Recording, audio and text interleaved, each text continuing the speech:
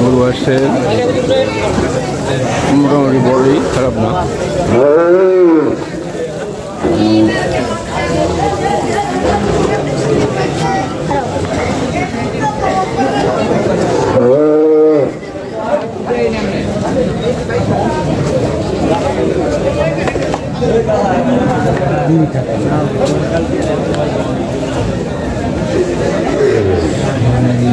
এবার গরু বাজারে কম আসছে, এই অবস্থা।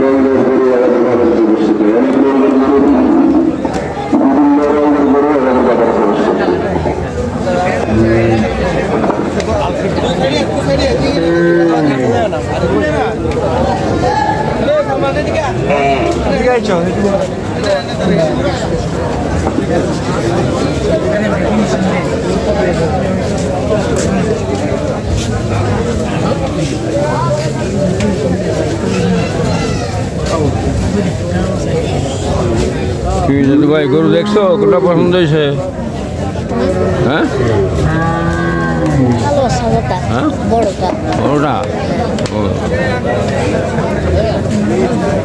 এই নমান ভাই, ঘটনা কি? বাজার দেখলাম ইকবালিয়া বাজার, গরু তো আনছেন? গরু তো কিনলাম ইকবালিয়া বাজার থেকে। গরুর দাম কত হয়েছে? 1,25,000 টাকা দিয়ে আনছি। আচ্ছা, ভালো করছেন। তবে এই গরুটারে আপন করবেন কেমন কত দিই?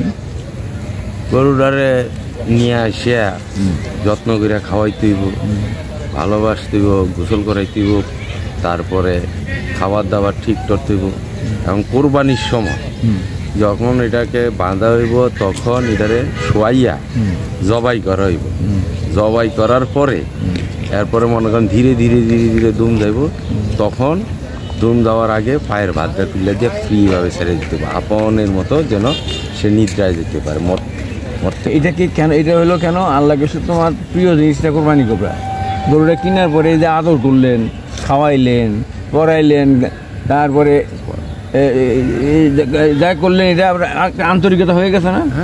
এই জন্য তো আপন। হ্যাঁ, এটা তো আপন হয়ে গেছে। এখন মনে করেন এই গরুটা যখন জবাই করবেন, জবাই করার পরে যে গরুর হাত পা ভেজা জবাই করে, ঠিক আছে? এখন এই হাত পা ভেজা জবাই করার পরে রুটা যখন যাবে, ওই মুহূর্তে হাত পাটা খুলে দিতে হয় যাতে গরুর কষ্ট না হয়।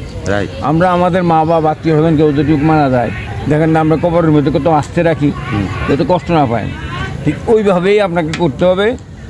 এই জিনিসটা করলে আল্লাহ খুশি হবে, কারণ আপনার প্রিয় জিনিসটাকে আপনি কোরবানি করছেন আল্লাহর জন্য, আল্লাহ কবুল করবে এই কোরবানি। আচ্ছা, বুঝছেন? আরেকটা জিনিস, এই যে কোরবানির চামড়া, এই চামড়াটা কি করবেন? কি ব্যবসা করবেন না অন্য কিছু করবেন? চাইছি তো একটু বেচামু, বেচলে যদি করাটা বেশি হয় তাহলে একটু গরিব মানুষের একটু বেশি করে দেওয়া যাবে। দেখেন, গরুর চামড়াটা যখন খালাইবেন, চামড়াটা ছিলবেন তখন আপনাকে সাবধানে ছিলতে হবে যাতে গরুর চামড়াটা কাটা না যায়। কাটা বলে গরুর চামড়ার দাম কমে যাবে। এটা কিন্তু গরিবের হক। হ্যাঁ, এটা কিন্তু গরিবের হক। তাহলে কাটলেই চামড়ার দাম কমে যাবে। আর চামড়াটা দিবেন মসজিদ মাদ্রাসা দিয়ে দিবেন, কিছু কম দামে দিবেন, যেটা বাকি টাকাটা গরিবের দিয়ে দিবেন, দালালদের কাছে দিবেন না। যারা এই টাকাটাকে বিক্রি করে তারা খারাপ কাজে ব্যবহার করবে লাভ করে, এমন ধরনের লোকের কাছে বিক্রি করবেন। ঠিক আছে, তাহলে মাদ্রাসায় দিয়ে দিন। হ্যাঁ, মাদ্রাসা দিবেন, ঠিক আছে। হয়তো বল, ঠিক আছে, আমার এত টাকা দাও, এত টাকা দাম হয়, অর্ধেক টাকা আমার দাও আর অর্ধেক টাকা আমি ফকির দিয়ে দেবো। এটা তো এইভাবে তো হয় না? তো ওইভাবে করবেন, তাহলে কোরবানি সাচ্চা হয়ে যাবে একবারে। আল্লাহ যদি কবুল করে আর কি। আল্লাহ পাক। ভাই আমি আজকে গেছি আমি ইকবালি বাজারে, আমি বাজার দর দেখি, আমি গরু কিনি নাই। আজকে আমার ছেলে, আমি 2 ছেলে, আমি আমার নাতি গেছিলাম, আমার বাইকনা সহ, আমি 3 মোটরসাইকেল গেছিলাম। গরু মন তো পাইলাম না ভাই, দাম ছাড়ে না।